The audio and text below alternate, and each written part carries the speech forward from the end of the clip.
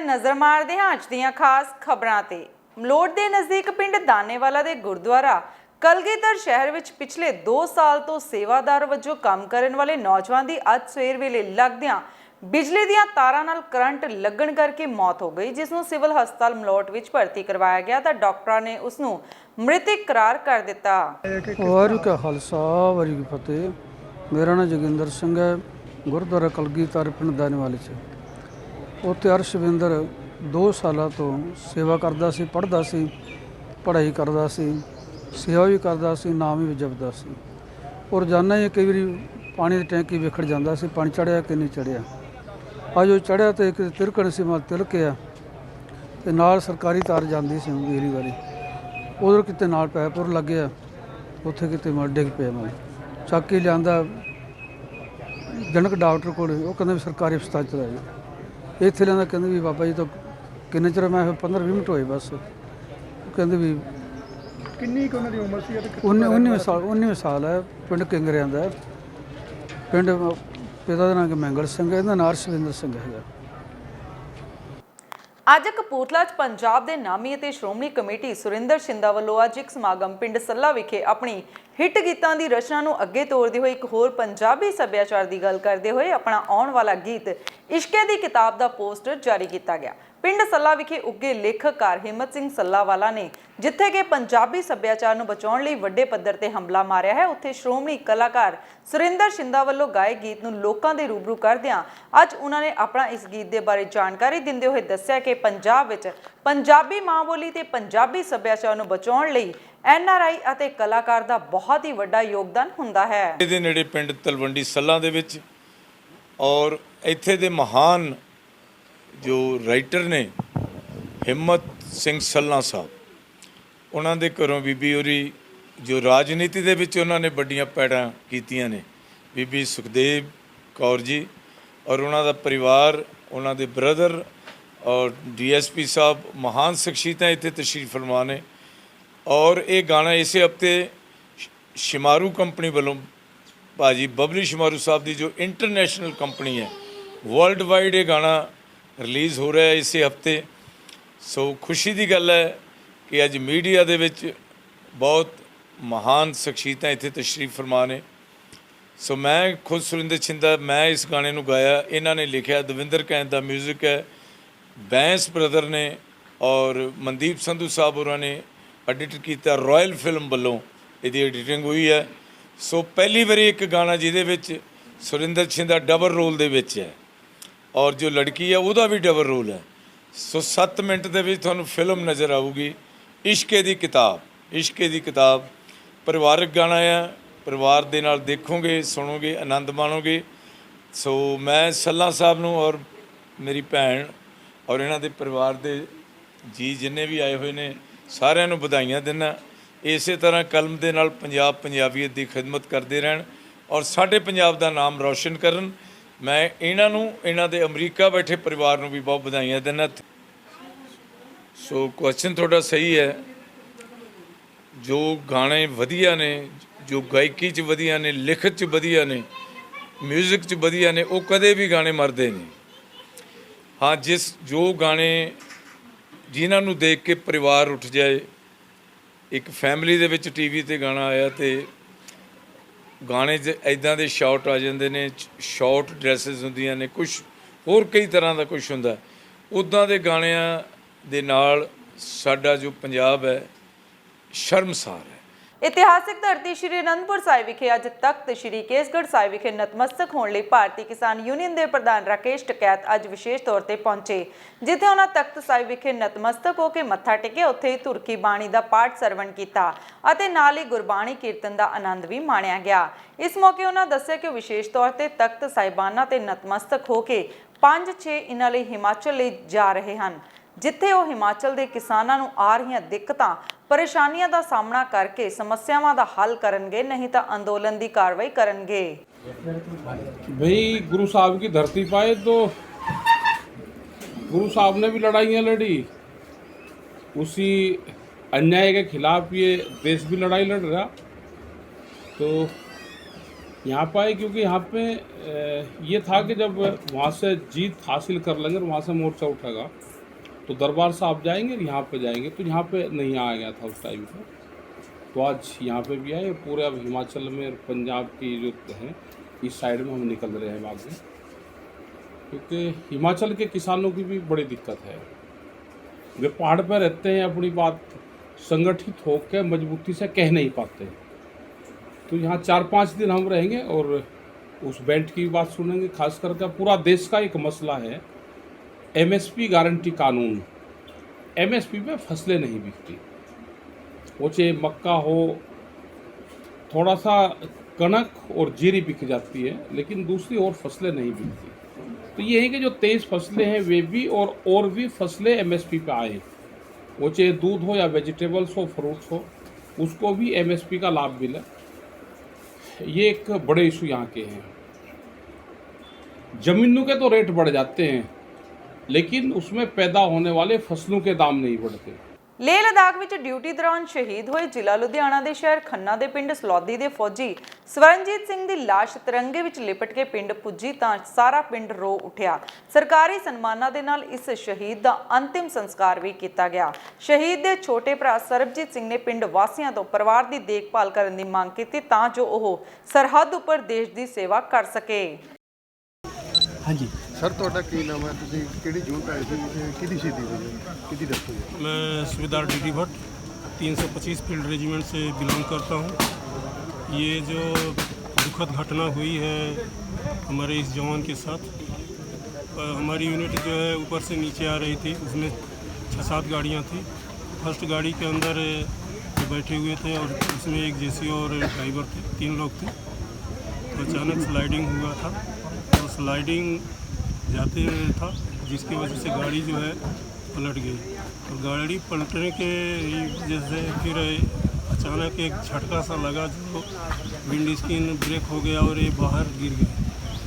फिर इनके सिर में चोट आई और फिर बाकी जो गाड़ियाँ पीछे थी तो वो लोग दौड़ करके आए और उसके बाद से मतलब पहाड़ी, कच्ची पहाड़ी थी तो नीचे गिरी थी। तो फिर जल्दी उठाए और वहाँ से एक गाड़ी में डाल करके लेकर गए।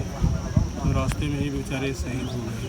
उस समय उनका सांस चल रहा था जिस टाइम हम पहुँचे उनको बचाने के लिए, इवैक्यूएट करने के लिए, लेकिन उस टाइम आधे रास्ते में पहुँचते ही ठंडे पड़ गए। ਉਹਨਾਂ ਦਾ ਨਾਮ ਕੀ ਸੀ? ਉਹਨਾਂ ਦਾ जी क्या नाम था? नाम क्या था? रैंक उनका रैंक क्या था? नायक स्वर्णजीत सिंह, केड़ी रेजिमेंट केड़ी? 325 फील्ड रेजिमेंट।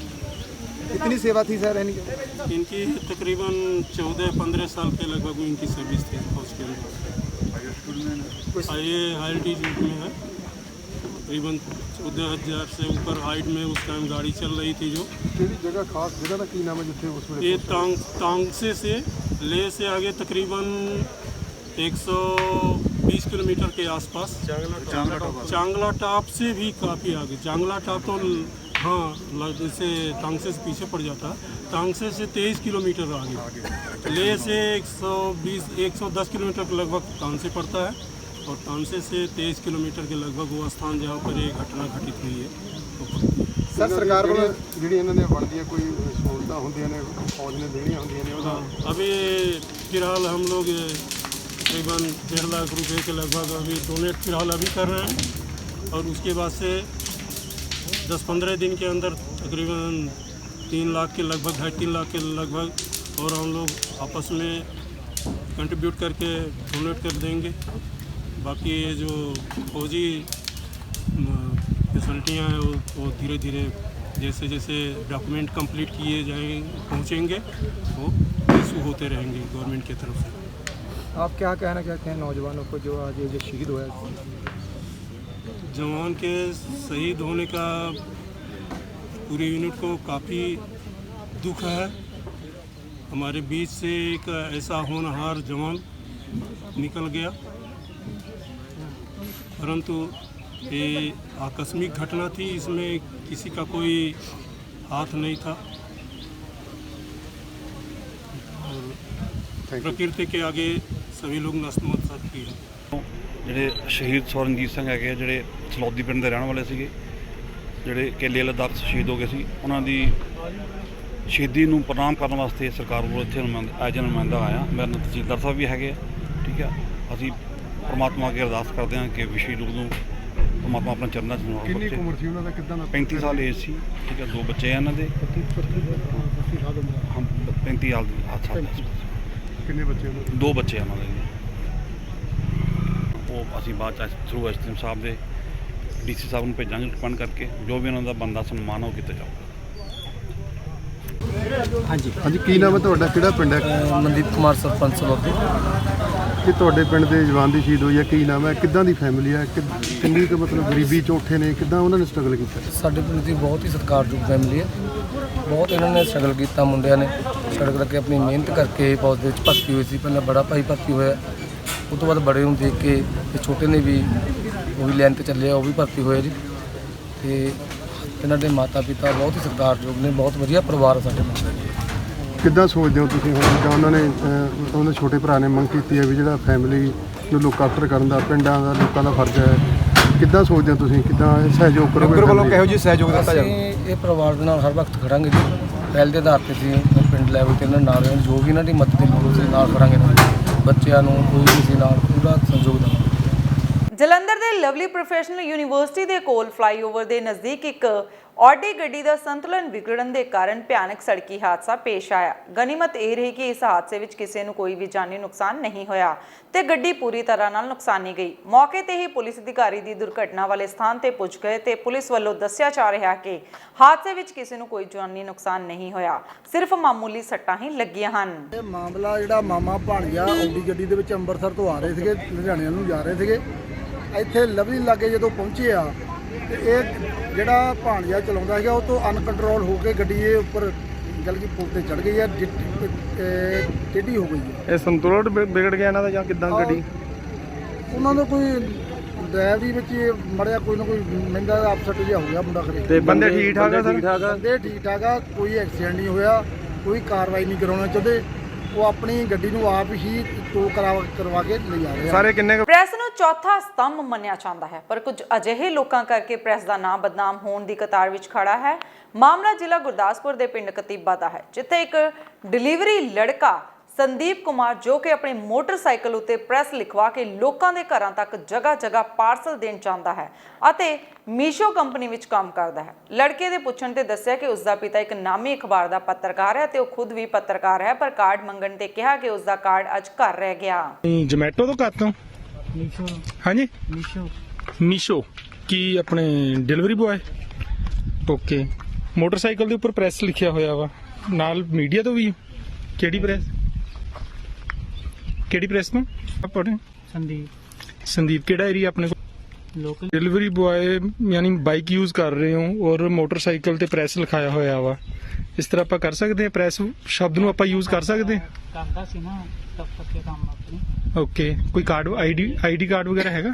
ਹਾਂਜੀ ਘਰੇ ਹੀ ਹੈ। ਨਕੋਦਰ ਸਿਟੀ ਥਾਣਾ ਮੁਖੀ ਹਰਜਿੰਦਰ ਕੌਰ ਨੇ ਲੋਕਾਂ ਨੂੰ ਅਪੀਲ ਕੀਤੀ ਤੇ ਕਿਹਾ ਕਿ ਜੇਕਰ ਤੁਹਾਡੇ ਘਰ ਵਿੱਚ ਕੋਈ ਕਿਰਾਏਦਾਰ ਰਹਿ ਰਿਹਾ ਹੈ ਤਾਂ ਉਸ ਦੀ ਸੂਚਨਾ ਪੁਲਿਸ ਨੂੰ ਦੇ ਦਿੱਤੀ ਜਾਵੇ ਅਤੇ ਉਹਨਾਂ ਕਿਹਾ ਕਿ ਪੁਲਿਸ ਵੱਲੋਂ ਤੁਹਾਨੂੰ ਪੂਰਾ ਸਹਿਯੋਗ ਮਿਲ ਰਿਹਾ ਹੈ, ਇਸ ਲਈ ਤੁਸੀਂ ਵੀ ਪੁਲਿਸ ਦਾ ਸਹਿਯੋਗ ਕਰੋ, ਅਸੀਂ ਹਮੇਸ਼ਾ ਤੁਹਾਡੇ ਨਾਲ ਹਾਂ। ਅਤੇ ਉਹਨਾਂ ਕਿਹਾ ਕਿ ਸ਼ਨੀਵਾਰ ਨੂੰ ਇੱਕ ਜਨਤਾ ਦਰਬਾਰ ਵੀ ਲਗਾਇਆ ਜਾਵੇਗਾ ਤੇ ਜੋ 6 ਮਹੀਨੇ ਦੇ ਕੇਸ ਪੈਂਡਿੰਗ ਪਏ ਹਨ ਉਹਨਾਂ ਬਾਰੇ ਇਹ ਜਨਤਾ ਦਰਬਾਰ ਲਗਾਇਆ ਜਾਵੇਗਾ ਅਤੇ ਲੋਕਾਂ ਦੀਆਂ ਮੁਸ਼ਕਲਾਂ ਵੀ ਸੁਣੀਆਂ ਜਾਣਗੀਆਂ। मैं सब इंस्पैक्टर हरजिंदर कौर ने बतौर मुख्य अफसर थाना सिटी नकोदर का अहदा संभालिया तो मेरा नकोदर वासियों को सिर्फ एक ये मैसेज हैगा कि सानू पब्लिक की असी पब्लिक की कोऑपरेशन तो बिना कुछ भी नहीं कर सकते। मैनू पब्लिक की कोऑपरेशन चाहिए है एंड मैं अपना 100% पब्लिक को देने की कोशिश करूँगी। मैम क्राइम वगैरह नू किस तरह नप पाओगे? देखो जी 2-3 मेजर प्रॉब्लम्स ਜਿਹੜੀਆਂ ਮੇਰੇ ਨਿਗਾਹ 'ਚ ਆਈਆਂ ਨੇ। ਸਭ ਤੋਂ ਪਹਿਲੀ ਪ੍ਰੋਬਲਮ ਜਿਹੜੀ ਸਭ ਤੋਂ ਵੱਡੀ ਸਮੱਸਿਆ ਜਿਹੜੀ ਆਮ ਉਹਨਾਂ ਹਰੇਕ ਬੰਦਾ ਜੂਝ ਰਿਹਾ ਉਹ ਹੈਗੀ ਟ੍ਰੈਫਿਕ ਦੀ ਸਮੱਸਿਆ। ਕੰਸਟਰਕਸ਼ਨ ਦਾ ਕੰਮ ਚੱਲਦੇ ਹੋਣ ਕਰਕੇ ਨਕੋਦਰ ਵਾਸੀਆਂ ਨੂੰ ਬਹੁਤ ਜ਼ਿਆਦਾ ਟ੍ਰੈਫਿਕ ਦੀ ਪ੍ਰੋਬਲਮ ਹੈਗੀ ਆ। ਦੂਜੀ ਪ੍ਰੋਬਲਮ ਹੈਗੀ ਹੈ ਡਰੱਗ ਦੀ, ਕਿ ਇੱਥੇ ਡਰੱਗ ਐਡਿਕਟ ਬਹੁਤ ਨੇ ਤੇ ਬਾਹਰੋਂ ਜਿਵੇਂ ਵੀ ਕੋਈ ਡਰੱਗ ਡੀ ਐਡਿਕਸ਼ਨ ਸੈਂਟਰ ਬਣਿਆ ਹੋਣ ਕਰਕੇ ਬਾਹਰੋਂ ਵੀ ਕੁਝ ਮਹਿਤਪੁਰ ਜਾਂ ਸ਼ਾਹਕੋਟ ਵਾਲੀ ਸਾਈਡ ਤੋਂ ਵੀ ਲੜਕੇ ਲੜਕੀਆਂ ਆਉਂਦੇ ਆ ਮੈਡੀਸਨ ਲੈਣ ਵਾਸਤੇ। ਦੈਨ ਜਦੋਂ ਉਹਨਾਂ ਦਾ ਨਸ਼ਾ ਨਹੀਂ ਪੂਰਾ ਹੁੰਦਾ ਦੈਨ ਉਹਦੇ ਕਰਕੇ ਫਿਰ ਉਹ ਚੋਰੀਆਂ ਵੀ ਕਰਦੇ ਆ, ਖੋਹਾਂ ਵੀ ਕਰਦੇ ਆ। ਤੀਜੀ ਪ੍ਰੋਬਲਮ ਇਹ ਜਿਹੜੀ ਹੈਗੀ ਆ, ਇਹ ਜਿਹੜੀ ਵੀ ਸਾਰੀਆਂ ਪ੍ਰੋਬਲਮ ਦਾ ਕਾਰਨ ਹੈ ਕਿ ਜਿਹੜੇ ਵੀ ਆਊਟ ਆਫ ਸਬ ਡਿਵੀਜ਼ਨ ਕੁਛ ਜਲੰਧਰ ਤੋਂ ਮਾਈਗ੍ਰੇਟ ਨੇ, ਕੁਛ ਯੂਪੀ ਬਿਹਾਰ ਤੋਂ ਲੋਕ ਆ ਕੇ ਰਹਿੰਦੇ ਨੇ, ਕੁਛ JNK ਤੋਂ ਵੀ ਮੈਂ ਨੋਟਿਸ ਕੀਤਾ ਹੈਗੇ ਆ, ਜਾਂ ਕੁਛ ਜਗਰਾਉਂ ਲੁਧਿਆਣੇ ਵਾਲੀ ਸਾਈਡ ਤੋਂ ਆਉਂਦੇ ਨੇ। ਦੈਨ ਸਭ ਤੋਂ ਵੱਡੀ ਦਿੱਕਤ ਇਹ ਆਉਂਦੀ ਹੈ ਕਿ ਜੇ ਕੋਈ ਇੱਥੇ ਕਿਰਾਏਦਾਰ ਰਹਿ ਰਿਹਾ, ਮੇਰਾ ਆਮ ਪਬਲਿਕ ਨੂੰ ਇਹ ਹੈ ਕਿ ਮੈਸੇਜ ਹੈਗਾ ਕਿ ਜੇ ਤੁਹਾਡੇ ਕੋਲ ਕੋਈ ਵੀ ਕਿਰਾਏਦਾਰ ਰਹਿੰਦਾ ਵਾ ਆ ਕੇ, ਤੁਹਾਡੀ ਸ਼ਾਪ ਉਹਨੇ ਕਿਰਾਏ 'ਤੇ ਲਈ ਹੋ ਸਕਦੀ ਹੈ, ਤੁਹਾਡਾ ਲਾਜ ਉਹਨੇ ਕਿਰਾਏ 'ਤੇ ਲਿਆ ਹੋ ਸਕਦਾ, ਤੁਹਾਡਾ ਇੱਕ ਰੂਮ ਹੋ ਸਕਦਾ ਕੁਝ ਦਿਨਾਂ ਵਾਸਤੇ ਕਿਸੇ ਨਾ ਕਿਸੇ ਕ੍ਰਾਈਮ ਕਰਨ ਵਾਸਤੇ ਲਿਆ, ਮਤਲਬ ਕਿਸੇ ਵੀ ਤਰੀਕੇ ਤੁਹਾਡੇ ਕੋਲ ਬੰਦਾ ਕੋਈ ਬਾਹਰਲਾ ਆ ਕੇ ਰਹਿੰਦਾ, ਦੈਨ ਉਹਨੂੰ ਪਲੀਜ਼ ਉਸ ਦੀ ਇਨਫੋਰਮੇਸ਼ਨ ਹੈ ਜਿਹੜੀ ਪੁਲਿਸ ਨੂੰ ਜ਼ਰੂਰ ਦਿੱਤੀ ਜਾਵੇ, ਤਾਂ ਕਿ ਸਾਡੇ ਨੌਲੇਜ ਹੋਵੇ ਜੇ ਕੋਈ ਬੰਦਾ ਆਇਆ ਕੱਲ੍ਹ ਨੂੰ ਕੋਈ ਬੰਦਾ ਬੜੇ ਸਾਫ਼ ਵੇ ਨਾਲ ਆ ਕੇ ਮਹੀਨਾ ਇੱਕ ਕਮਰਾ ਕਿਰਾਏ 'ਤੇ ਲੈਂਦਾ ਐਂਡ ਉਹ ਕੋਈ ਨਾ ਕੋਈ ਕ੍ਰਾਈਮ ਕਰਕੇ ਨਿਕਲ ਜਾਂਦਾ, ਦੈਨ ਉਹ ਡਿਟੈਕਸ਼ਨ ਵਿੱਚ ਪੁਲਿਸ ਨੂੰ ਬਹੁਤ ਜ਼ਿਆਦਾ ਪ੍ਰੋਬਲਮ ਆਉਂਦੀ ਹੈ। ਜੇ ਤੁਸੀਂ ਕਿਰਾਏਦਾਰ ਰੱਖਣ ਤੋਂ ਪਹਿਲਾਂ ਉਹਦੀ ਵੈਰੀਫਿਕੇਸ਼ਨ ਕਰਵਾਓ ਤਾਂ ਤੁਸੀਂ ਇੱਕ ਬਹੁਤ ਵੱਡੀ ਜਿਹੜੀ ਕ੍ਰਾਈਮ ਦੀ ਦਸਤਕ ਨੂੰ ਹੋਣ ਤੋਂ ਰੋਕ ਸਕਦੇ ਹੋ। ਮਤਲਬ ਜਿਹੜਾ ਕ੍ਰਾਈਮ ਹੋਣਾ ਉਸ ਪਤਾ ਨਹੀਂ ਬੰਦਾ ਜਿਹੜਾ ਬਾਹਰੋਂ ਆਇਆ ਉਹ ਕਿਸ ਤਾਂਗ ਨਾਲ ਆਇਆ, ਤੁਸੀਂ ਰੋਕ ਸਕਦੇ ਹੋ। ਆਪਾਂ ਥੋੜ੍ਹੇ ਜਿਹੇ ਪੈਸਿਆਂ ਦਾ ਲਾਲਚ ਕਰ ਲੈਂਦੇ ਹਾਂ ਕਿ ਸਾਨੂੰ 2 ਤੋਂ 3 ਹਜ਼ਾਰ ਰੁਪਏ ਰੂਮ ਰੈਂਟ ਮਿਲ ਜਾਏਗਾ ਜਾਂ 5000 ਮਿਲ ਜਾਏਗਾ, ਤੁਹਾਡੀ ਉਹ ਜਿਹੜੀ ਛੋਟਾ ਜਿਹਾ ਲਾਲਚ ਆ ਅਤੇ ਉਹ ਮਤਲਬ ਕਿਸੇ ਆਮ ਬੰਦੇ ਲਈ ਹੋ ਸਕਦਾ ਤੁਹਾਡੇ ਲਈ ਵੀ ਬਹੁਤ ਵੱਡਾ ਉਹਦਾ ਜਿਹੜਾ ਨੈਗੇਟਿਵ ਰਿਜ਼ਲਟ ਹੋਵੇ। ਆਈ ਜਸਟ ਵਾਂਟ ਕਿ ਜੇ ਤੁਸੀਂ ਕੋਈ ਵੀ ਬੰਦਾ ਰੱਖਦੇ ਹੋ PCC ਦਾ ਪ੍ਰੋਸੀਜਰ ਯਾਨੀ ਪੁਲਿਸ ਕਲੀਅਰੈਂਸ ਸਰਟੀਫਿਕੇਟ PCC ਜ਼ਰੂਰ ਅਪਲਾਈ ਕਰੋ। ਉਹ ਆਈ ਥਿੰਕ ਉਹਦੀ 50 ਰੁਪੀਜ਼ ਕਾਸਟ। ਬਟਾਲਾ ਪੁਲਿਸ ਨੂੰ ਉਸ ਸਮੇਂ ਵੱਡੀ ਸਫਲਤਾ ਮਿਲੀ ਜਦੋਂ ਬਟਾਲਾ ਪੁਲਿਸ ਵੱਲੋਂ ਗ੍ਰੇਟਰ ਕੈਲਾਸ ਕਲੋਨੀ ਬਟਾਲਾ ਵਿਖੇ ਇੱਕ ਘਰ ਵਿੱਚ ਹੋਈ ਚੋਰੀ ਨੂੰ 4 ਘੰਟੇ ਦੇ ਅੰਦਰ ਟਰੇਸ ਕਰਕੇ ਦੋਸ਼ੀ ਨੂੰ ਚੋਰੀ ਦੇ ਮਾਲ ਸਮੇਤ ਕਾਬੂ ਕਰ ਲਿਆ ਗਿਆ। ਇੱਥੇ ਇਹ ਗੱਲ ਵੀ ਖਾਸ ਦੱਸਣਯੋਗ ਬਣਦੀ ਹੈ ਕਿ ਘਰ ਦਾ ਡਰਾਈਵਰ ਹੀ ਮੁਖੀ ਚੋਰ ਸੀ ਤੇ ਉਹੀ ਹੀ ਚੋਰ ਨਿਕਲਿਆ। ਜੀ 21 ਤਰੀਕ ਰਾਤ ਨੂੰ 10 ਤੋਂ 11 ਵਜੇ ਇੱਕ ਚੋਰੀ ਹੋਈ ਸੀਗੀ ਗ੍ਰੇਟਰ ਕੈਲਾਸ਼ ਬਟਾਲਾ ਦੇ ਵਿੱਚ। ਉੱਥੇ ਚੋਰੀ ਹੋਈ, ਸਵੇਰੇ ਸਾਨੂੰ ਇਨਫੋਰਮੇਸ਼ਨ ਮਿਲੀ ਸੀਗੀ। ਉਹ ਰਾਤ ਕਿਤੇ ਡਿਨਰ ਵਾਸਤੇ ਗਏ ਸੀਗੇ ਆਪਣੇ ਫਾਦਰ ਸਾਹਿਬ ਦੇ ਘਰ ਰਾਤ ਨੂੰ 9:30-10 ਵਜੇ ਕਰੀਬ। ਤਾਂ ਜਦੋਂ ਉਹ 12 ਵਜੇ ਕਰੀਬ ਵਾਪਸ ਆਏ ਸੀਗੇ ਤਾਂ ਉਹਨਾਂ ਦੇ ਘਰ ਦਾ ਜਿਹੜਾ ਲੌਬੀ ਦਾ ਲੌਕ ਸੀਗਾ ਉਹ ਡੋਰ ਖੁੱਲ੍ਹਾ ਸੀਗਾ। ਅੰਦਰ ਜਾ ਕੇ ਉਹਨਾਂ ਨੇ ਦੇਖਿਆ ਤਾਂ ਅਲਮਾਰੀ ਤੋਂ ਸਮਾਨ ਵਗੈਰਾ ਘਰ ਤੋਂ ਸਾਰਾ ਸਮਾਨ ਚੋਰੀ ਹੋ ਗਿਆ ਸੀਗਾ। ਸਵੇਰੇ ਆ ਕੇ ਉਹਨਾਂ ਨੇ ਸਾਨੂੰ ਦੱਸਿਆ SHO ਸਾਹਿਬ ਨੂੰ ਅਤੇ ਚੌਂਕੀ ਇੰਚਾਰਜ ਨੂੰ। ਕੇਸ ਰਜਿਸਟਰ ਕੀਤਾ ਆਪਾਂ ਐਂਡ ਸ਼ਾਮ ਨੂੰ ਆਪਾਂ ਚੋਰ ਨੂੰ ਮਤਲਬ ਆਈਡੈਂਟੀਫਾਈ ਕਰ ਲਿਆ ਸੀਗਾ, ਪਤਾ ਲੱਗ ਗਿਆ ਸੀਗਾ ਸਾਨੂੰ। ਤਾਂ ਅੱਜ ਆਪਾਂ ਫੜ ਲਿਆ ਸੀਗਾ। ਸਰ ਕਿਹੜਾ ਸਮਾਨ ਚੋਰੀ? ਸਮਾਨ ਜੀ ਇਹਨਾਂ ਦਾ ਸਮਾਨ ਆਲਮੋਸਟ 35 ਤੋਂ 40 ਲੱਖ ਰੁਪਏ ਦਾ ਸਮਾਨ ਸੀਗਾ, ਜਿਹਦੇ ਵਿੱਚ ਇਹਨਾਂ ਨੇ ਦੱਸਿਆ ਕਿ 5,15,000 ਰੁਪਏ ਇਹਨਾਂ ਦਾ ਕੈਸ਼ ਸੀਗਾ ਅਤੇ ਬਾਕੀ 30 ਲੱਖ ਦੇ ਕਰੀਬ 32-35 ਲੱਖ ਦੇ ਕਰੀਬ ਦਾ ਇਹਨਾਂ ਦਾ 골ਡ ਅਤੇ ਡਾਇਮੰਡ ਜੁਐਲਰੀ ਸੀ। ਇੱਕ ਆਈਫੋਨ ਵੀ ਸੀ। ਰਿਕਵਰ ਸਾਰਾ ਹੋ ਗਿਆ ਜੀ, ਆਲਮੋਸਟ ਸਾਰਾ ਹੋ ਗਿਆ। ਬਸ ਕੈਸ਼ ਹੈਗਾ ਜੀ 3 ਲੱਖ ਦੇ ਕਰੀਬ, ਸਾਨੂੰ 3,05,000 ਆਪਾਂ ਨੂੰ ਕੈਸ਼ ਰਿਕਵਰ ਹੋਇਆ। ਲਗਭਗ 20 ਸੇ 22 ਤੋਲੇ ਸੋਨਾ, 30 ਤੋਲੇ ਸੋਨਾ ਅਤੇ ਡਾਇਮੰਡ ਦੇ ਜੁਐਲਰੀ ਜਿੰਨੀ ਸੀਗੀ ਉਹ ਰਿਕਵਰ ਹੋ ਗਈ ਹੈ। ਇੱਕ ਆਈਫੋਨ ਸੀਗਾ ਉਹ ਵੀ ਰਿਕਵਰ ਹੋ ਗਿਆ। ਗ੍ਰਿਫਤਾਰੀ ਹੋ ਗਈ ਜੀ। ਮੇਨ ਜਿਹੜਾ ਚੋਰ ਸੀਗਾ ਉਹ ਆਈਡੈਂਟੀਫਾਈ ਕਰਕੇ ਆਪਾਂ ਗ੍ਰਿਫਤਾਰ ਕਰ ਲਿਆ, ਉਸ ਤੋਂ ਹੀ ਬਰਾਮਦਗੀ ਹੋਈ ਹੈ। ਇਹ ਜੀ ਮੰਗਲ ਦਾਸ ਹੈ, son of Ratan Lal, Gandhi camp ਦਾ ਨਿਵਾਸੀ ਹੈ। ਮੈਂ ਅਪੀਲ ਕਰਨਾ ਚਾਹੂँगा ਤੁਹਾਡੇ ਰਾਹੀਂ। ਇਹ ਅਪੀਲ ਇਹ ਹੈ ਜੀ, ਦੇਖੋ ਇਸ ਜਿਹੜਾ ਇਹ ਬੰਦਾ ਆਪਾਂ ਚੋਰ ਫੜਿਆ ਹੈ ਇਸਦੇ 'ਤੇ ਪਹਿਲਾਂ ਵੀ ਪਰਚਾ ਸੀਗਾ। ਤਾਂ ਮੈਂ ਸਾਰੇ ਜਿੰਨੇ ਵੀ ਆਪਣੇ ਨਿਵਾਸੀ ਹੈ ਉਹਨਾਂ ਨੂੰ ਮੈਂ ਇੱਕ ਅਪੀਲ ਕਰੂੰਗਾ, ਜਦੋਂ ਵੀ ਤੁਸੀਂ ਕੋਈ ਵੀ ਬੰਦਾ ਆਪਣੇ ਕੰਮ ਵਾਸਤੇ ਰੱਖਦੇ ਹੋ ਉਹਦੀ ਪ੍ਰੋਪਰ ਵੈਰੀਫਿਕੇਸ਼ਨ ਜ਼ਰੂਰ ਕਰੋ। ਇਸ ਤੋਂ ਪਹਿਲਾਂ ਵੀ ਇਹਦੇ ਉੱਤੇ ਇੱਕ ਚੋਰੀ ਦਾ ਮੁਕੱਦਮਾ ਸੀਗਾ, ਇਹਨੂੰ ਉਹਨਾਂ ਨੇ ਬਿਨਾਂ ਵੈਰੀਫਾਈ ਕੀਤੇ ਆਪਣੇ ਘਰ ਕੰਮ ਵਾਸਤੇ ਰੱਖ ਲਿਆ ਸੀਗਾ, ਇਸੇ ਕਰਕੇ ਇਹ ਵਾਰਦਾਤ ਹੋਈ। ਖਬਰ ਜਲੰਧਰ ਦੀ ਹੈ, ਜਿੱਥੇ ਕਿ ਭੂਮੀ ਰੱਖਿਆ ਵਿਭਾਗ ਦੇ ਰਿਕਾਰਡ ਰੂਮ ਵਿੱਚ ਅਚਾਨਕ ਅੱਗ ਲੱਗ ਗਈ, ਜਿਸ ਦੇ ਨਾਲ ਰਿਕਾਰਡ ਰੂਮ ਵਿੱਚ ਰੱਖਿਆ ਰਿਕਾਰਡ ਜਲ ਕੇ ਸੁਆਹ ਹੋ ਗਿਆ। ਅੱਗ ਲੱਗਣ ਦੀ ਸੂਚਨਾ ਜਿਵੇਂ ਹੀ ਫਾਇਰ ਬ੍ਰਿਗੇਡ ਨੂੰ ਮਿਲੇ ਤੇ ਫਾਇਰ ਬ੍ਰਿਗੇਡ ਦੀ ਗੱਡੀ ਨੇ ਮੌਕੇ ਤੇ ਪਹੁੰਚ ਕੇ ਅੱਗ ਤੇ ਕਾਬੂ ਪਾਉਣਾ ਸ਼ੁਰੂ ਕਰ ਦਿੱਤਾ।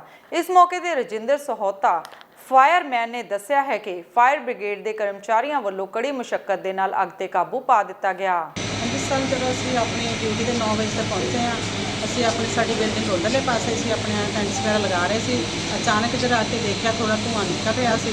ਆ ਕੇ ਫਿਰ ਤਾਲੇ ਤੋੜੇ ਲੱਗੇ ਸੀ, ਆ ਕੇ ਦੇਖਿਆ ਕਿ ਅੱਗ ਲੱਗੀ ਹੋਈ ਸੀ। ਨਾਲ ਹੀ ਫਾਇਰ ਬ੍ਰਿਗੇਡ ਵਾਲਿਆਂ ਨੂੰ ਕਾਲ ਕਰਕੇ ਉਹਨੂੰ ਬੁਲਾ ਕੇ ਕਿੱਥੇ ਅੱਗ ਲੱਗੀ, ਕਿਹੜਾ ਦਫ਼ਤਰ ਹੈ ਮੈਡਮ? ਇਹ ਸਾਡਾ ਭੂਮੀ ਰੱਖਿਆ ਦਾ ਦਫ਼ਤਰ ਹੈ ਜੀ। ਇੱਧਰਲੇ ਪਾਸੇ ਸਾਡੇ ਸਟੋਰ ਬਣੇ ਆ, ਸਾਡੀ ਬਿਲਡਿੰਗ ਵੈਸੇ ਦੂਸਰੇ ਪਾਸੇ ਆ, ਅਸੀਂ ਉੱਥੇ ਸਾਰਾ ਸਟਾਫ ਮਿਲੇ ਆ, ਇੱਧਰ ਕੋਈ ਨਹੀਂ ਹੈ। ਤੇ ਜਿਹੜੇ ਕਮਰੇ 'ਚ ਅੱਗ ਲੱਗੀ ਉੱਥੇ ਕੀ ਕੀ ਸੀਗਾ? ਉੱਥੇ ਕੋਈ ਪੁਰਾਣਾ ਸਮਾਨ ਕਹਿ ਸਕਦੇ ਪਿਆ ਸੀਗਾ ਜੀ, ਜਿਸ ਤਰ੍ਹਾਂ ਕੂਲਰ ਵਗੈਰਾ ਪਏ ਸੀਗੇ, ਕੋਈ ਰੈਕ ਵਗੈਰਾ ਇੱਦਾਂ ਦਾ ਕੁਛ ਪਿਆ। ਨਹੀਂ, ਕਾਗਜ਼ਾਤ ਬਹੁਤ ਜਲੇ ਨਜ਼ਰ ਆ ਰਹੇ ਕਾਗਜ਼ ਵੀ ਨੇ। ਕੁਛ ਰਿਕਾਰਡ ਹੈ ਸਰ? ਪੁਰਾਣਾ ਰਿਕਾਰਡ ਸੀਗਾ, ਕਿਸ ਰਿਗਾਰਡਿੰਗ ਰਿਕਾਰਡ ਹੈ? ਕਿਸ ਚੀਜ਼ ਦਾ ਰਿਕਾਰਡ ਪਿਆ ਸੀਗਾ? ਡਰਾਇੰਗ ਬ੍ਰਾਂਚ ਦਾ ਸੀ ਸਰ। ਸਾਨੂੰ 9:38 ਤੇ ਕਾਲ ਆਈ ਹੈ। ਐਗਰੀਕਲਚਰ ਦਾ ਦਫ਼ਤਰ ਆ, ਉਹ ਕਹਿੰਦੇ ਰਿਕਾਰਡ ਰੂਮ 'ਚ ਅੱਗ ਲੱਗੀ ਹੈ। ਮੌਕੇ ਤੇ ਆਏ ਹਾਂ ਤੇ ਦੇਖਿਆ ਇਹ ਕਮਰੇ 'ਚ ਅੱਗ ਬਹੁਤ ਜ਼ਿਆਦਾ ਸੀ। ਹੁਣ ਅੱਗ ਤੇ ਕਾਬੂ ਪਾ ਰਹੇ ਹਾਂ। ਇਹਨਾਂ ਦਾ ਰਿਕਾਰਡ ਰੂਮ ਆ ਕੋਈ ਬੁਰੀ ਤਰ੍ਹਾਂ ਜਲ ਚੁੱਕਾ ਵਾ। ਹੁਣ ਦੇਖੋ ਥੋੜਾ ਹੋਲ ਫਲੀਆ ਕਰਕੇ ਥੋੜਾ ਟਾਈਮ ਲੱਗੂਗਾ। ਸਾਨੂੰ 9:38 ਤੇ ਕਾਲ ਆਈ ਹੈ। ਹੁਣੇ ਤਾਂ ਇਹੀ ਦੱਸਣਗੇ ਜੀ ਕਿੰਨੇ ਵਜੇ ਅੱਗ ਲੱਗੀ। ਅਸੀਂ ਤਾਂ ਅੱਗ ਲੱਗੀ ਤੇ ਆਏ।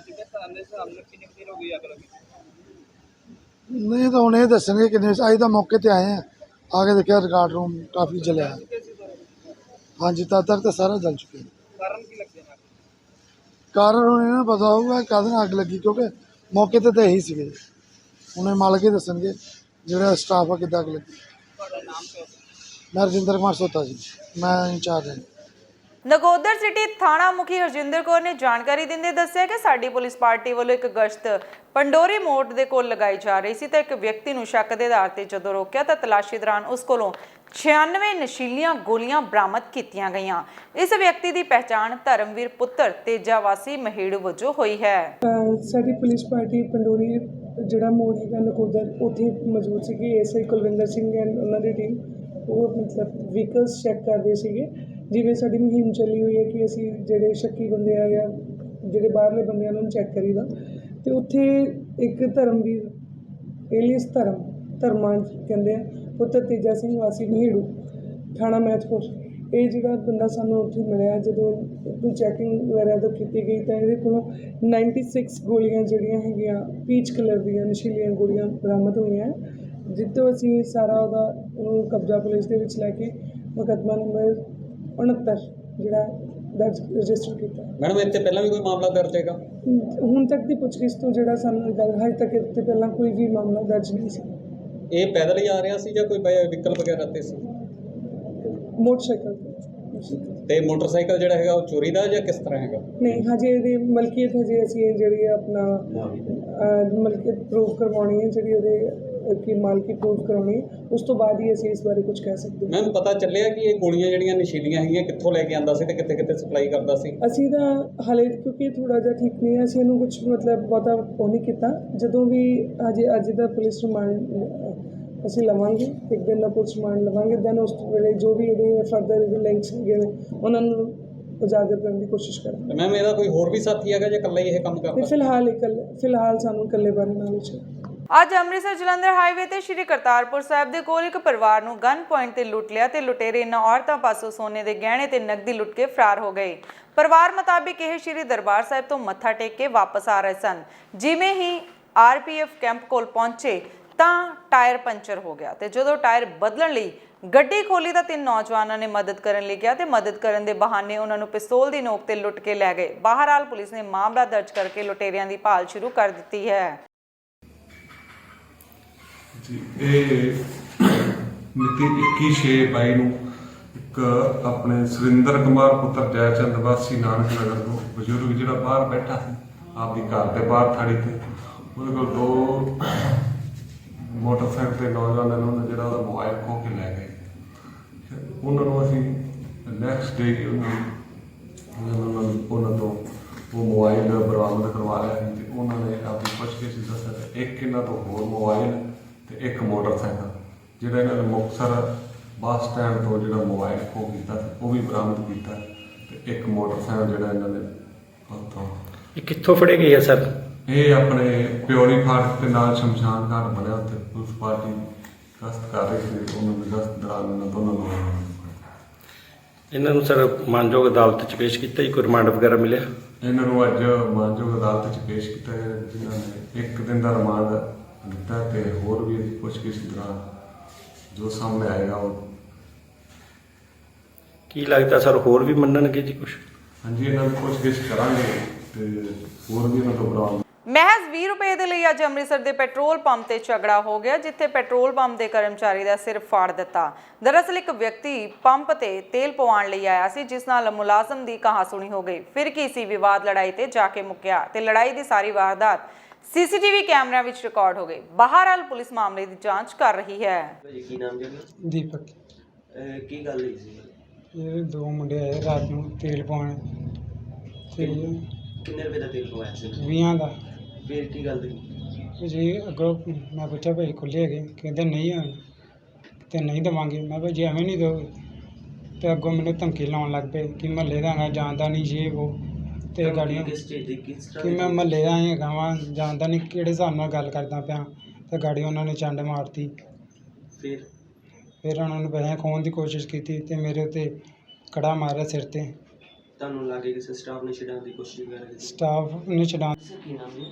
ਮੇਰਾ ਨਾਮ ਗੁਰਨੇਗਵੀਰ ਸਿੰਘ ਹੈ ਜੀ ਤੇ ਸਾਡਾ ਪੈਟਰੋਲ ਪੰਪ ਹੈਗਾ ਇੱਥੇ ਟੇਲਰ ਰੋਡ ਤੇ ਐਨਮ ਸਿਨੇਮਾ ਦੇ ਲਾਗੇ। ਕੱਲ ਤਕਰੀਬਨ ਰਾਤ 9:30 ਤੋਂ 10 ਵਜੇ ਦੀ ਗੱਲ ਹੈ। ਸਾਡੇ ਪੰਪ ਤੇ ਵਰਕਰ ਜਿਹੜੇ ਮੇਰੇ ਹੈਗੇ ਉਹ ਕੰਮ ਕਰ ਰਹੇ ਸੀਗੇ ਤੇ ਅਚਾਨਕ ਇੱਕ ਨਾ ਇੱਥੋਂ ਲਾਗੇ ਐਨਮ ਮੱਲਾ ਹੈਗਾ, ਉੱਥੋਂ ਦੇ ਦੋ ਲੜਕੇ ਆਏ ਬਾਈਕ ਤੇ, ਸਪਲੈਂਡਰ ਬਾਈਕ ਸੀਗਾ ਉਹਨਾਂ ਕੋਲ। ਉਹ ਆਏ ਸੀਗੇ ਇੱਥੇ ਤੇਲ ਭਰਾਉਣ ਲਈ। ਤੇਲ ਵੀ ਭਾਜੀ ਕਦੇ ਉਹਨੇ ਸ਼ਰਾਬ ਪੀਤੀ ਹੋਈ ਸੀ, ਆਲਰੇਡੀ ਤਮਾਸ਼ਬੀਨੀਆਂ ਕਰਨ ਦੇ ਸੀਗੇ ਤੇ ਲੜਕੇ ਨਾਲ ਬਹਿਸ ਹੋਈ ਲੈ ਕੇ ਤੇਲ ਤੋਂ ਕਿ ਲੜਕੇ ਨੇ ਕਿਹਾ ਸੀ ਵੀ ਟੁੱਟੇ ਪੈਸੇ ਤੁਹਾਡੇ ਕੋਲ ਹੈਗੇ, ਜੇ ਉਹ ਕਹਿੰਦੇ ਅਸੀਂ ਨਹੀਂ ਦੇਣੇ, ਮਤਲਬ ਪੈਸਿਆਂ ਤੋਂ ਲੈਣ ਦੇਣ ਦੀ ਗੱਲ ਹੋਈ ਆ। ਤੇ ਲੜਕੇ ਨੇ ਕਿਹਾ ਕਿ ਭਾਜੀ ਪੈਸੇ ਤੋਂ ਬਿਨਾਂ ਕਿੱਦਾਂ ਤੇਲ ਪਾ ਦਾਂਗੇ।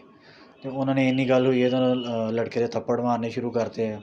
ਲੜਕੇ ਨੂੰ ਕਾਫੀ ਮਾਰਕੁੱਟ ਕੀਤੀ, ਉਹਦੇ ਸਿਰ ਦੇ ਵਿੱਚ ਸੱਟ ਲੱਗੀ ਭਾਜੀ, ਕਾਫੀ ਕੜੇ ਕੁੜੇ ਮਾਰ ਕੇ ਉਹਨਾਂ ਨੇ ਸੱਟਾਂ ਲਗਾਈਆਂ ਨੇ। ਇੱਥੇ ਸਾਡੇ ਫਾਇਰ ਐਕਸਟਿੰਗੁਇਸ਼ਰ ਸਿਲੰਡਰ ਹੈਗਾ, ਉਹ ਸਿਲੰਡਰ ਫੜ ਕੇ ਉਹਨੂੰ ਮਾਰਨ ਦੀ ਕੋਸ਼ਿਸ਼ ਕੀਤੀ ਹੈ ਤੇ ਲੜਕੇ ਦੀ ਇੰਨੀ ਬਲੀਡਿੰਗ ਹੋ ਗਈ ਹੈ ਕਿ ਲੜਕਾ ਬੇਹੋਸ਼ ਹੋ ਕੇ ਥੱਲੇ ਡਿੱਗ ਗਿਆ। ਉਸ ਤੋਂ ਬਾਅਦ ਤੁਰੰਤ ਮੁੰਡੇ ਨੇ ਮੈਨੂੰ ਫ਼ੋਨ ਕੀਤਾ। ਮੈਂ ਇੱਥੋਂ ਨਿਕਲ ਕੇ ਆਇਆ ਸੀ ਪਹਿਲਾਂ ਹੀ, ਮੈਂ ਆਇਆ, ਮੇਰੇ ਆਉਣ ਤੋਂ ਪਹਿਲਾਂ ਹੀ ਸਿਵਲ ਹਸਪਤਾਲ ਉਹਨੂੰ ਮੁੰਡੇ ਨੂੰ ਲੈ ਗਏ ਸੀਗੇ ਤੇ ਲੜਕੇ ਨੂੰ ਲੈ ਗਏ ਸੀ ਸਿਵਲ ਹਸਪਤਾਲ। ਉੱਥੇ ਉਹਦਾ ਮੁਲਾਜ਼ਾ ਵਗੈਰਾ ਕਰਾਇਆ ਗਿਆ। ਰਾਤੀ ਜੋ ਬਣਦੀ ਕਾਰਵਾਈ ਹੈ, ਬਾਕੀ ਪੁਲਿਸ ਨੂੰ ਇਨਫੋਰਮ ਕਰਤਾ ਸੀਗਾ ਰਾਤ ਨੂੰ ਹੀ। ਤੇ ਸਾਡੀ ਤਾਂ ਇਹੀ ਮੰਗ ਹੈ ਕਿ ਜਲਦੀ ਤੋਂ ਜਲਦੀ ਕਾਰਵਾਈ ਕੀਤੀ ਜਾਵੇ। ਮੈਂ ਜੀ ਐਸੇ ਰਾਜਕੁਮਾਰ ਚੌਂਕੀ ਇੰਚਾਰਜ ਸਰਕਟ ਹਾਊਸ। ਸਰ, ਜਿਹੜਾ ਕੱਲ ਇੱਕ ਪੈਟਰੋਲ ਪੰਪ ਤੇ ਝਗੜੇ ਦੀ ਗੱਲ ਸਾਹਮਣੇ ਆਈ ਹੈ, ਉਹਦੇ ਬਾਰੇ ਕੀ ਕਹੋ? ਉਹ ਰਾਤ ਹੋ ਕੇ ਤੇਲ ਪਾਉਣ ਆਏ ਸੀ ਦੋ ਲੜਕੇ, ਉਹਨਾਂ ਦੀ ਆਪਸ ਵਿੱਚ ਤੂੰ ਮਹਿਮਾ ਹੋ ਗਈ, ਜਿਹਦੇ ਵਿੱਚ ਉਹਨਾਂ ਦੇ ਆਪਸ ਵਿੱਚ ਹੱਥ-ਪਾਈ ਹੋਈ। ਇੱਕ ਮੁੰਡੇ ਦੇ ਸਿਰ 'ਚ ਕੋਈ ਕੜਾ ਕੁੜਾ ਵੱਜਾ, ਜਿਹਦਾ ਮੈਡੀਕਲ ਕਰਵਾਇਆ ਵਾ। ਰਿਪੋਰਟ ਆਉਣ ਤੋਂ ਬਾਅਦ ਜਿਹੜੀ ਕਾਰਵਾਈ ਜਿਹੜੀ ਬੰਦੀ ਕਰ ਦਿੱਤੀ ਜਾਏਗੀ। ਪੰਜਾਬ ਦੇ ਫਗਵਾੜਾ ਸ਼ਹਿਰ ਤੋਂ ਵੱਡੀ ਖਬਰ ਸਾਹਮਣੇ ਆ ਰਹੀ ਹੈ, ਜਿੱਥੇ ਦੇਰ ਰਾਤ ਨੂੰ ਇੱਕ ਕਾਰ ਸਵਾਰ ਅਤੇ ਫਗਵਾੜਾ ਪੁਲਿਸ ਵੱਲੋਂ ਤਾਬੜਤੋੜ ਗੋਲੀਆਂ ਚਲਾਈਆਂ ਗਈਆਂ, ਜਿਸ ਨਾਲ ਨੇੜੇ-ਤੇੜੇ ਦੇ ਇਲਾਕੇ ਵਿੱਚ ਦਹਿਸ਼ਤ ਦਾ ਮਾਹੌਲ ਬਣ ਗਿਆ। ਮਿਲੀ ਜਾਣਕਾਰੀ ਮੁਤਾਬਿਕ ਘਟਨਾ ਮਹੇੜੂ ਪਿੰਡ ਦੇ ਮੋੜ ਦੀ ਹੈ, ਜਿੱਥੇ ਦੇਰ ਰਾਤ 12 ਵਜੇ ਦੇ ਕਰੀਬ ਪੁਲਿਸ ਨੂੰ ਸੂਚਨਾ ਮਿਲੀ ਸੀ ਕਿ ਕਪੂਰਥਲਾ ਪੁਲਿਸ ਵੱਲੋਂ ਦਰਜ ਇੱਕ ਮਾਮਲੇ ਦਾ ਦੋਸ਼ੀ ਰਾਜਨ ਜਲੰਧਰ ਤੋਂ ਪੁਲਿਸ ਦੀ ਨਾਕਾਬੰਦੀ ਤੋੜ ਕੇ ਫਗਵਾੜਾ ਵੱਲ ਆ ਰਿਹਾ ਹੈ। ਜਿਸ ਦੌਰਾਨ ਪਿੰਡ ਮਹੇੜੂ ਦੇ ਕੋਲ ਪੁਲਿਸ ਨੇ ਨਾਕੇਬੰਦੀ ਕੀਤੀ ਤਾਂ ਉਕਤ ਕਾਰ 'ਚ ਸਵਾਰ ਨੌਜਵਾਨ ਨੇ ਪੁਲਿਸ ਤੇ ਵੀ ਤਾਬੜਤੋੜ ਗੋਲੀਆਂ ਚਲਾ ਦਿੱਤੀਆਂ, ਜਿਸ ਦੌਰਾਨ ਪੁਲਿਸ ਨੇ ਵੀ ਕਾਰ ਸਵਾਰ ਤੋਂ ਬਚਾਅ ਲਈ ਗੋਲੀਆਂ ਚਲਾਈਆਂ, ਪਰ ਮੌਕਾ ਦੇਖ ਕੇ ਕਾਰ ਸਵਾਰ ਭੱਜਣ ਵਿੱਚ ਸਫਲ ਹੋ ਗਿਆ।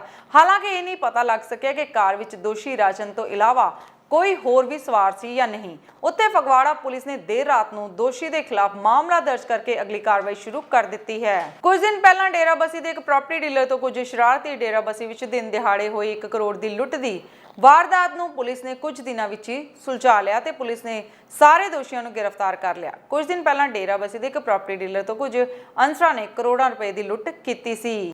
ਕਰੋੜ ਦੀ ਲੁੱਟ ਹੋਈ ਸੀ ਡੇਰਾਬੱਸੀ ਥਾਣੇ ਦੇ ਵਿੱਚ। ਉਹਦੇ ਵਿੱਚ ਪਹਿਲੇ ਡੀਐਸਪੀ ਸਾਹਿਬ ਡੇਰਾਬੱਸੀ, ਐਸਐਚਓ ਡੇਰਾਬੱਸੀ ਦੀ ਕਮਾਂਡ ਦੇ ਵਿੱਚ ਟੀਮਸ ਬਣਾਈਆਂ ਗਈਆਂ ਸਨ ਤੇ ਉਹਨਾਂ ਦੇ ਨਾਲ ਆਪਣੇ ਪਹਿਲੇ ਦੋ ਜਿਹੜੇ ਅਕਿਊਜ਼ ਸੀ ਉਹ ਫੜੇ ਗਏ ਸਨ, ਜਿਨ੍ਹਾਂ ਦੇ ਕੋਲੋਂ ਲਗਭਗ 68 ਲੱਖ ਰੁਪਏ ਉਸ ਟਾਈਮ ਦੇ ਰਿਕਵਰ ਹੋਇਆ ਸੀਗਾ। ਜੋ ਕਿ ਹੁਣ ਉਹਨਾਂ ਦੇ ਜਿਹੜੇ ਬਾਕੀ ਸਾਥੀ ਜਿਹੜੇ 4 ਹੋਰ ਸਾਥੀ ਸਨ ਉਹ ਵੀ ਅਰੈਸਟ ਹੋਏ ਆ ਤੇ ਇਹਨਾਂ ਦੇ ਕੋਲੋਂ ਜਿਹੜੇ ਬਾਕੀ ਪੈਸੇ ਸੀ ਉਹਨਾਂ ਵਿੱਚੋਂ 30 ਲੱਖ ਤੇ 9000 ਰੁਪਈਆ ਹੋਰ ਬਰਾਮਦ ਹੋਇਆ। ਇਸ ਤੋਂ ਇਲਾਵਾ ਜਿਹੜੀ ਵਾਰਦਾਤ ਵਿੱਚ ਇਸਤੇਮਾਲ ਕੀਤੀ ਗੱਡੀ ਸੀਗੀ ਉਹ ਵੀ ਬਰਾਮਦ ਹੋਈ ਹੈ। ਇੱਕ ਇਹਨਾਂ ਦੇ ਕੋਲੋਂ ਹੋਰ ਇੱਕ ਹੋਂਡਾ ਸਿਟੀ ਕਾਰ ਬਰਾਮਦ ਹੋਈ ਹੈ ਤੇ ਇਸ ਤੋਂ ਇਲਾਵਾ ਜਿਹੜਾ ਇੱਕ ਜਿਹੜੀ ਪਿਸਤੌਲ ਨੇ ਉਸ ਚੀਜ਼ ਵਿੱਚ ਇਸਤੇਮਾਲ ਕੀਤਾ ਸੀਗਾ ਉਹ ਵੀ ਬਰਾਮਦ ਸਾਨੂੰ ਹੁਣ ਤੱਕ ਹੋ ਚੁੱਕਾ ਹੈ। ਇਹਦੇ ਵਿੱਚ ਮੈਂ ਦੱਸਣਾ ਚਾਹਾਂਗਾ ਵੀ ਸਾਡੀ ਟੀਮ ਦੀ ਇੱਕ ਜੁਆਇੰਟ ਆਪਰੇਸ਼ਨ ਜਿਹੜਾ ਹੈਗਾ ਮਹਾਰਾਸ਼ਟਰ ਦੇ ਕੋਲਹਾਪੁਰ ਜ਼ਿਲ੍ਹੇ ਦੇ ਨਾਲ ਅਸੀਂ ਮਿਲ ਕੇ ਆਪਰੇਸ਼ਨ ਕੀਤਾ, ਜਿੱਥੋਂ ਕਿ ਪੈਰ ਨੂੰ ਫੜ ਕੇ ਲੈ ਕੇ ਆਏ ਹੈਗੇ ਤੇ ਇੱਕ ਰਿਕਾਰਡ ਸਮੇਂ ਦੇ ਵਿੱਚ ਆਪਾਂ ਲਗਭਗ ਸਾਰੀ ਅਮਾਊਂਟ ਜਿਹੜੀ ਰਿਕਵਰ ਕਰਕੇ ਤੇ ਇਹਨਾਂ ਦੋਸ਼ੀਆਂ ਨੂੰ ਜਿਹੜਾ ਫੜਿਆ। ਇਹਨਾਂ ਲੋਕਾਂ ਦੇ ਵਿੱਚੋਂ ਕੁਝ ਜਿਹੜੇ ਆਪਣੇ ਅਕਿਊਜ਼ ਹੈਗੇ ਨੇ ਉਹਨਾਂ ਦੀ ਪੁਰਾਣੀ ਕ੍ਰਿਮੀਨਲ ਹਿਸਟਰੀ ਵੀ ਹੈ ਤੇ ਆਪਾਂ ਹੋਰ ਵੀ ਵਰਕਆਊਟ ਕਰ ਰਹੇ ਹਾਂ ਵੀ ਹੋਰ ਕਿਹੜੇ ਕ੍ਰਾਈਮਸ ਦੇ ਵਿੱਚ ਇਨਵੋਲਵ ਹੈਗੇ ਨੇ ਤੇ ਸਾਨੂੰ ਉਮੀਦ ਹੈ ਵੀ ਹੋਰ ਵੀ ਹਾਦਸੇ ਦੇ ਵਿੱਚ ਹੋਣਗੇ। Thank you.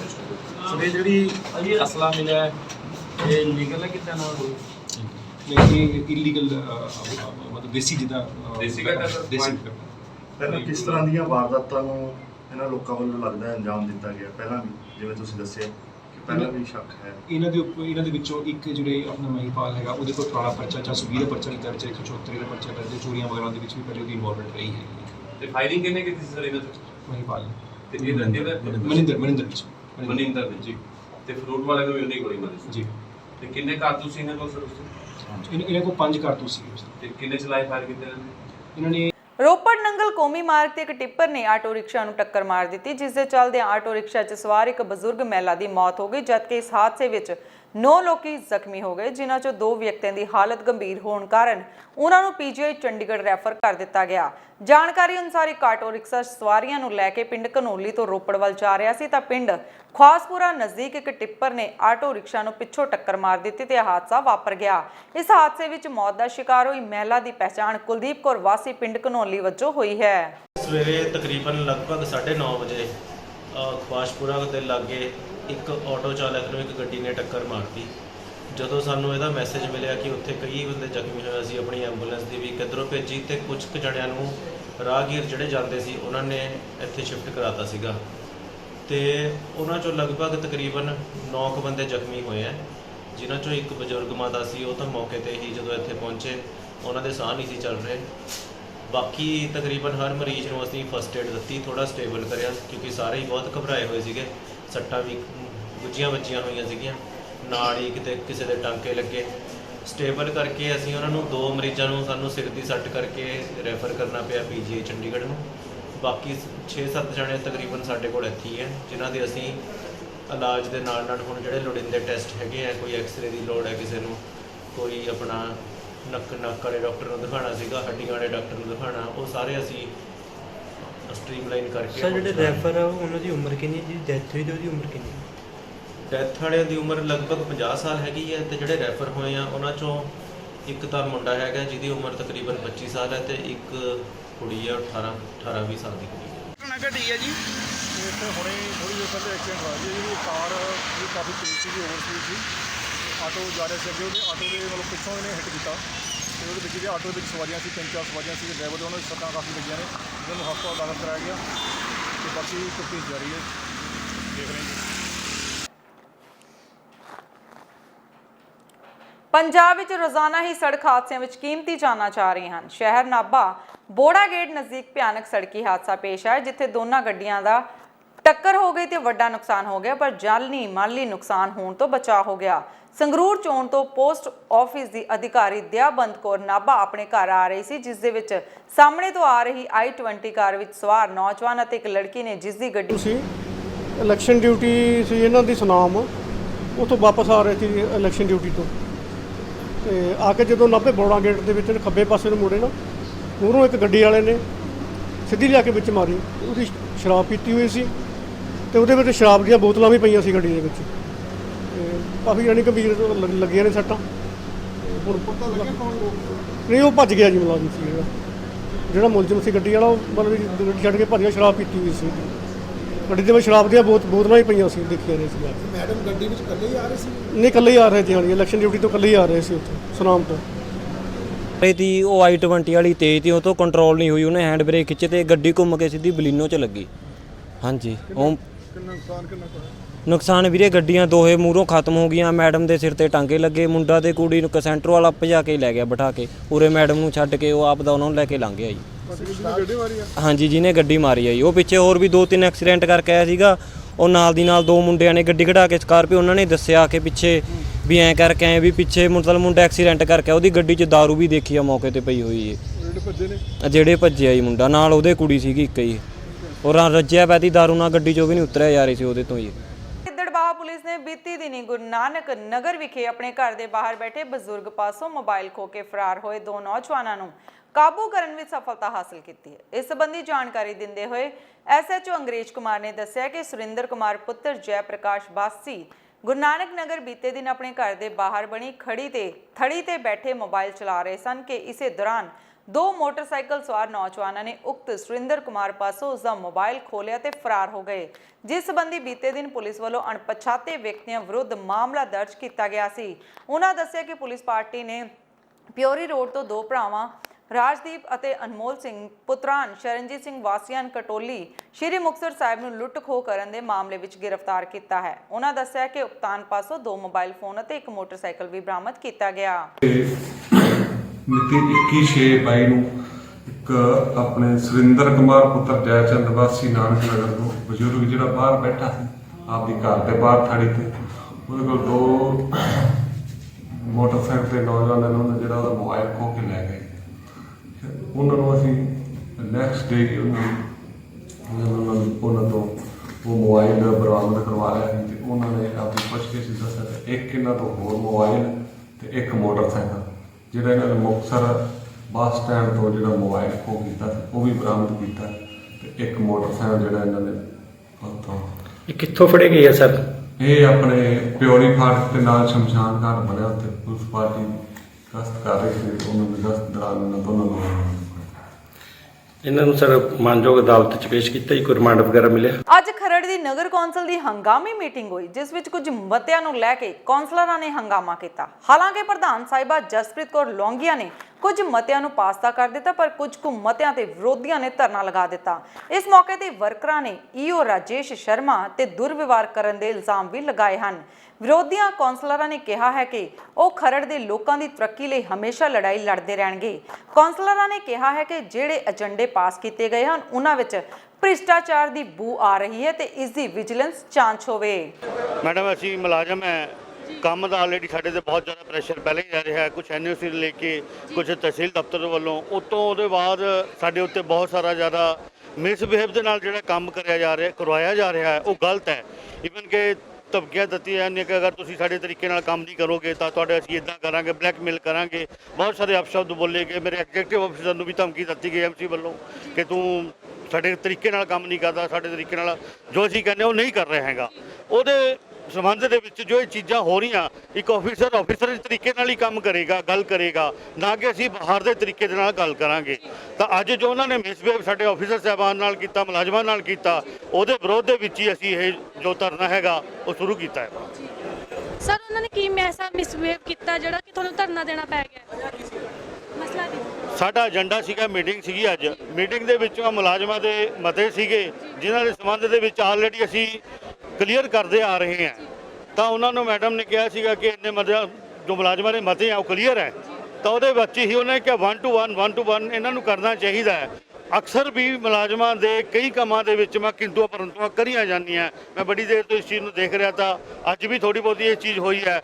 ਇਹ ਬਹੁਤ ਛੋਟੇ ਮੁਲਾਜ਼ਮ ਨੇ, 10,000 ਰੁਪਇਆ ਕਮਾਉਂਦੇ ਆ, ਉਹਨਾਂ ਨੂੰ ਵੀ ਅਸੀਂ ਆਪਾਂ ਪੂਰਾ ਰੁਜ਼ਗਾਰ ਨਹੀਂ ਦੇ ਸਕਦੇ। ਤਾਂ ਫਿਰ ਮੈਨੂੰ ਇਸ ਚੀਜ਼ ਦੇ ਉੱਪਰ ਐਕਸ਼ਨ ਕਰਨਾ ਕਿ ਸਾਡੇ ਮੁਲਾਜ਼ਮਾਂ ਦੇ ਕਿਸੇ ਕੰਮ ਨੂੰ ਰੋਕਿਆ ਨਾ ਜਾਵੇ, ਨਾ ਹੀ ਮੇਰੇ ਅਫਸਰ ਸਾਹਿਬਾਨ ਨੂੰ ਰੋਕਿਆ ਜਾਵੇ। ਕੇਂਦਰ ਸਰਕਾਰ ਦੀ ਅਗਨੀਪਥ ਯੋਜਨਾ ਦੇ ਖਿਲਾਫ ਪੂਰੇ ਦੇਸ਼ ਵਿੱਚ ਹੀ ਰੋਹ ਦੇਖਣ ਨੂੰ ਮਿਲ ਰਿਹਾ ਹੈ, ਜਿਸ ਦੇ ਚੱਲਦਿਆਂ ਬਟਾਲਾ ਨਜ਼ਦੀਕੀ ਕਸਬਾ ਅਮੋ ਨੰਗਲ ਵਿਖੇ ਕਿਸਾਨ ਮਜ਼ਦੂਰ ਸੰਘਰਸ਼ ਕਮੇਟੀ ਦੇ ਬੈਨਰ ਤਲੇ ਕਿਸਾਨਾਂ ਵੱਲੋਂ ਇਕੱਠੇ ਹੋ ਕੇ ਇਸ ਅਗਨੀਪਥ ਯੋਜਨਾ ਦੇ ਖਿਲਾਫ ਕੇਂਦਰ ਦੀ ਮੋਦੀ ਸਰਕਾਰ ਦਾ ਪੁਤਲਾ ਫੂਕਦੇ ਹੋਏ ਰੋਸ ਪ੍ਰਦਰਸ਼ਨ ਕੀਤਾ ਗਿਆ। ਅਸੀਂ ਆਪਣੇ ਪ੍ਰਧਾਨ ਬੈਰੋ ਨੰਗਲ ਦੀ ਅਗਵਾਈ ਹੇਠ ਅਮੋ ਨੰਗਲ ਇਕੱਠੇ ਹੋਏ ਆ ਤੇ ਵਿਰੋਧ ਕਰ ਰਹੇ ਹਾਂ ਸੈਂਟਰ ਸਰਕਾਰ ਦਾ। ਅੱਜ ਅਸੀਂ ਪੁਤਲਾ ਵੀ ਫੂਕਿਆ ਮੋਦੀ ਦਾ।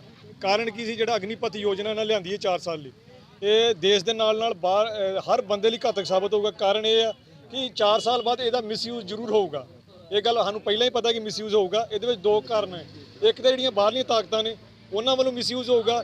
ਜੇ ਸਾਡੇ ਕਿਸੇ ਦੇਸ਼ ਨਾਲ ਰਿਲੇਸ਼ਨ ਖਰਾਬ ਹੁੰਦੇ ਨੇ, ਉਸ ਕੇਸ ਦੇ ਵਿੱਚ ਬਲੀ ਦੇ ਬੱਕਰੇ ਬਣਾਏ ਜਾਣਗੇ। ਆ ਜਿਹੜੇ 4 ਸਾਲ ਵਾਸਤੇ ਭਰਤੀ ਕਰ ਰਹੇ ਨੇ, ਇਹਨਾਂ ਨੂੰ ਬਲੀ ਦਾ ਬੱਕਰਾ ਪੇਸ਼ ਕਰਕੇ ਕਦੀ ਚਾਈਨਾ ਦੇ ਬਾਰਡਰ ਅੱਗੇ ਭੇਜਣਗੇ, ਕਦੀ ਪਾਕਿਸਤਾਨ ਦੇ ਬਾਰਡਰ ਅੱਗੇ ਭੇਜਣਗੇ। ਬਹੁਤ ਗਲਤ ਤਰੀਕੇ ਨਾਲ ਮਿਸਯੂਜ਼ ਹੋਏਗਾ। ਇਸ ਦੇ ਨਾਲ ਹੀ ਮੈਂ ਨੌਜਵਾਨਾਂ ਅੱਗੇ ਬੇਨਤੀ ਕਰਦਾ ਕਿ ਜਿਹੜਾ ਤੁਸੀਂ ਤਰੀਕਾ ਅਪਣਾ ਰਹੇ ਹੋ ਅਹਿੰਸਾ ਦਾ, ਇਸ ਨੂੰ ਬੰਦ ਕਰੋ। ਜਿਹੜਾ ਪੈਟਰਨ ਅਸੀਂ ਤੁਹਾਨੂੰ ਦਿੱਲੀ ਮੋਰਚੇ ਦਿੱਤਾ, ਕਿਸ ਤਰੀਕੇ ਨਾਲ ਪੀਸਫੁਲ ਤਰੀਕੇ ਨਾਲ ਲੜਾਈ ਲੜੀਦੀ ਆ ਤੇ ਲੜ ਕੇ ਕਿਸ ਤਰੀਕੇ ਨਾਲ ਜੰਗ ਨੂੰ ਜਿੱਤੀਦੀ ਆ, ਉਸ ਪੈਟਰਨ ਤੇ ਕੰਮ ਕਰਦੇ ਹੋਏ ਇਸ ਕਾਨੂੰਨ ਨੂੰ ਵਾਪਸ ਲਿਆਂਦਾ ਜਾਊਗਾ।